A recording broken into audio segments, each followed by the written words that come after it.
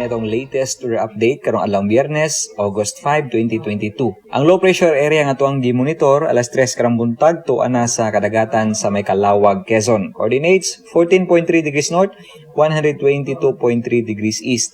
Sa pagkakaroon ubos ang kahigayunan niini nga mamahimong usa ka bagyo within the next 24 hours apan wala gyapon nato gi-rolled out ang kahigayunan nga posible pagid kini mahimong bagyo within the Philippine area of responsibility. Sa tuang forecast karong adlaw, ang Metro Cebu apil ng tibuok Kabisayaan, apil ng probinsya sa Palawan ug ang Calayan Islands, ingon man ang Occidental Mindoro dunay gihapoy madag-umo na kalangitan, dubanan sa mga katag ng mga pag-ulan ug mga pagpanugdog og kilat tungod sa tuang na-enhanced nga habagat, ingon man hinungaw sa tuang low pressure area.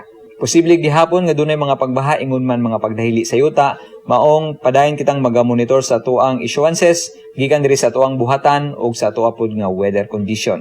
Sa niaging duha ka adlaw, sa adlaw nga Miyerkules, doon natin natala nga 107 mm na pag-ulan o equivalent sa 535,000 drums per square kilometer. Kagahapong adlaw, adlang Huwebes, doon natin na sinati o natala nga 66.2 mm na mga pag-ulan. Equivalent sa 331,000 drums per square kilometer. Katong ulan nato sa adlaw nga Miyerkules na lupig niya nga ato ang previous nga climatological extreme na pag-ulan nga natala na to August 17, 1982 nga 96.6 mm.